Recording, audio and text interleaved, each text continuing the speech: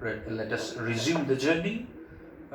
Police traffic, repeat it again. Police traffic, the figure of speech used. Transfer epithet. Transfer epithet is what? You please take it down in a note, or if you have already taken down, that's okay. Actually, it is a modifier. Generally, it is an adjective which qualifies a noun. Qualifies a noun other than that of a person or a thing. It is actually describing. Other than a person or a thing, it is actually describing. So here, police traffic is not police traffic here. Police traffic are the people, the wealthy people, the opulent people, the callous people, the wealthy people who are moving in their car in a gentlemanly appearance, in a great appearance there. Start. The police traffic passed with a mind ahead. Passed, they are moving in their car in a great speed with a mind ahead. Underline the phrase mind ahead. Mind ahead refers to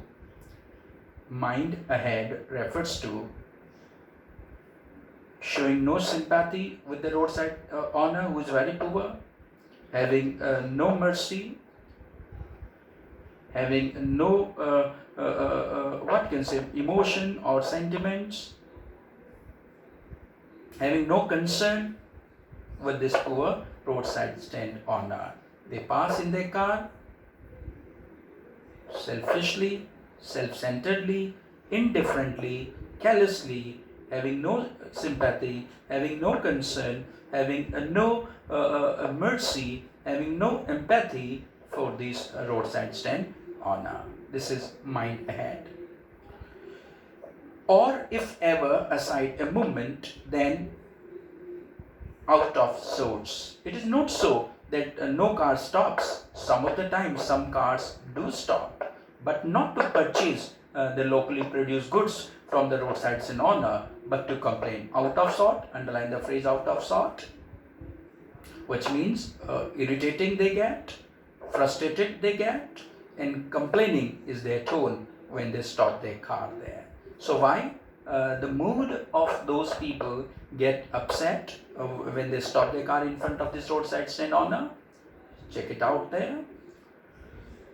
Or if ever aside a moment, or if ever some of the time some cars do stop, they don't purchase anything, they don't buy anything, but they get frustrated, they get irritated, they get annoyed, out of sort, annoyed, out of sort, annoyed, they get upset, they get angry even.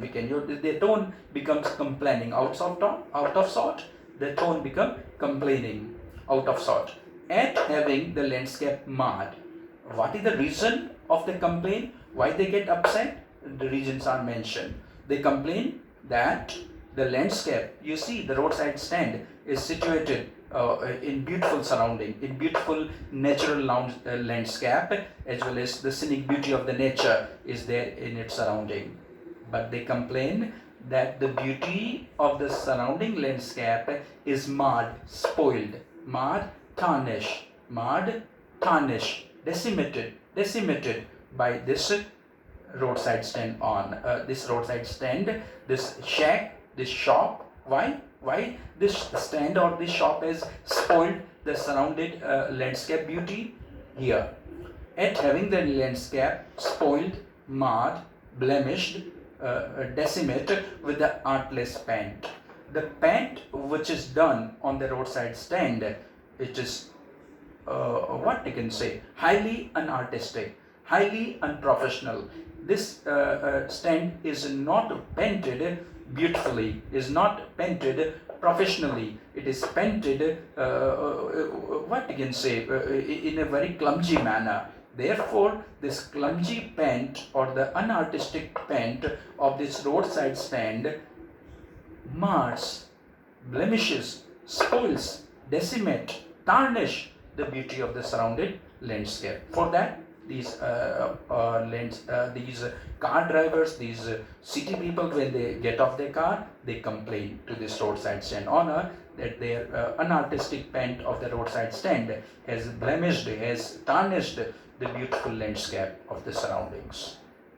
With the artless paint of signs that with N turned wrong and S turned wrong. They complain the second one. And what is the second complaint? That the roadside stand board has been toppled up, is been toppled down, has been upside down, or even the spelling of stand, S-T-A-N-D, roadside stand, is not proper, is not correct. It has been spelled wrong.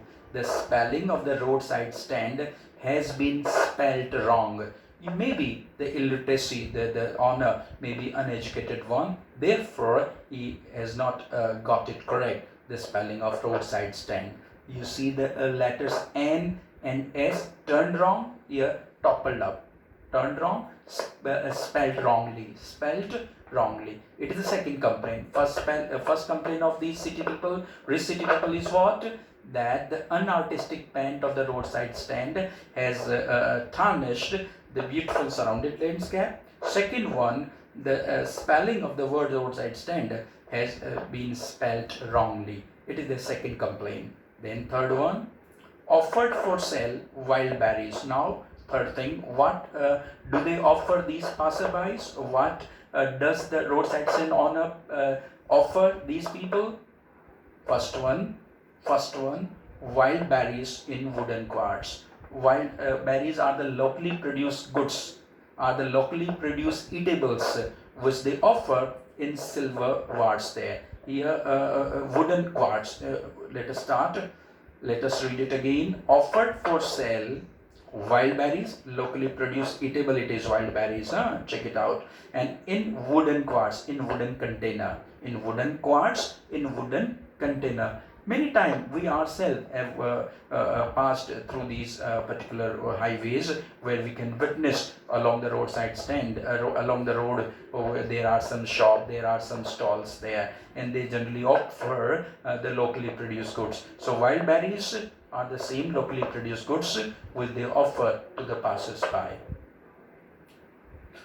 In wooden quarts, in wooden container they offer, and the second thing they offer is crook-necked golden squash. It is another verruca, golden squash here, verruca. It is another locally produced goods there.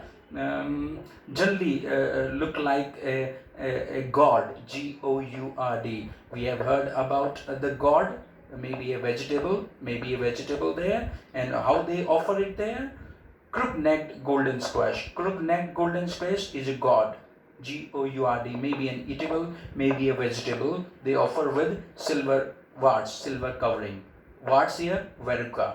Warts here, verruca, V-E-R-R-U-C-A, verruca, covering. Warts here, covering in silver covering there. Silver is not a metal here. Silver is a coating. Silver is a coating. Many times we have eaten the sweets in the market with this silver wart, So they cover this particular table, which is crook-necked golden squash, with silver coating, and they offer it there. It is the second thing they offer, mind you.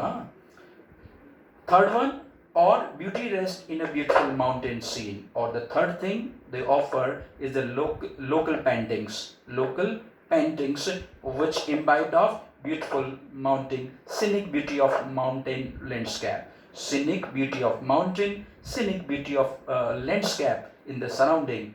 Okay, they sell also the painting of there.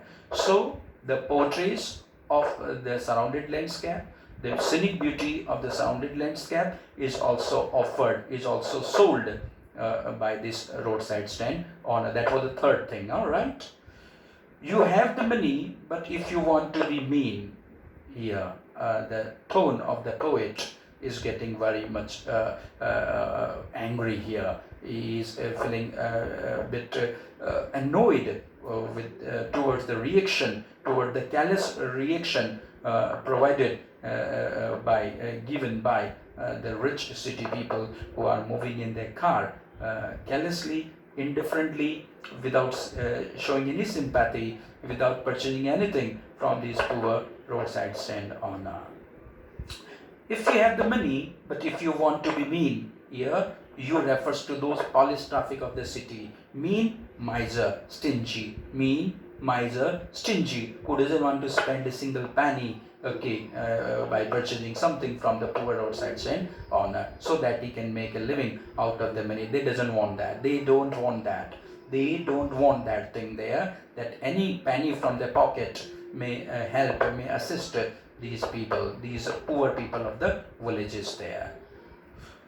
The poem also talks about this social discrimination, this injustice there, this social inequality there. There is not a proper division of power and prosperity in our country there. People who are living in the rural areas, in the poor areas, in the rustic areas, in the villages, in the countryside areas, they are living a very, very, very poor, very, very pathetic life there. Okay, and their life, their plight, their sadness, their distress is remarkably mentioned or prized out by the poet with great mercy, with pitiless clarity, with great compassion, with great empathy, with great sympathy. The poet has got something to say to the readers, that they must think over the issue of this social discrimination. Or beauty beauty rests, beauty lies in a beautiful mountain scene. You have the money. If the tone of the poet is getting annoyed, she is making a comment straight off to these rich city people. If they have money, or if they want to be mean, they want to be miser, they want to be stingy, they take the money in their pocket and get lost from there. He doesn't want their succor, he doesn't want their assistance in that regard. He really doesn't want, he is not really annoyed, he is not saying that he doesn't want the city money for these roadsides and honor. He wants it, but because nobody is showing any concern, nobody is showing any sort of sympathy with these poor roadsides and honor, therefore the tone is getting scathing, the tone is getting bitter of the poet. You have the money if you want to be mean. Why keep your money this crossly, angrily? The tone of the poet, or even the roadside and honor, may be getting upset, may be getting annoyed by the indifferent, callous attitude of these rich city people. Why keep money? He is asking the rich city people why they keep money in their pocket, why they are not generous, why they are not open-hearted, why they are not sympathetic, why they are not caring, why they are not emotional with these poor people of the villages there. And go along, and still they are moving along the road toward their destination, showing no sympathy, showing no concern, okay, with this poor roadside stand owner. The hurt to the scenery wouldn't be my complaint there. The poet is making it clear that those complaints which is lost by these rich city people, that the unartistic paint, the unprofessional paint has blemished, has tarnished, has spoiled, has marred the beauty of the natural surrounding of the landscape there, is not the complaint, of the poet. Then what the complaint of the poet? The poet's complaint is this social discrimination, this social inequality, this class inequality must be abridged, and the people of the rural areas, okay, must be able to make a living out of city money. In next class, we'll be having the explanation of the remaining stanzas of the poem better. Bye.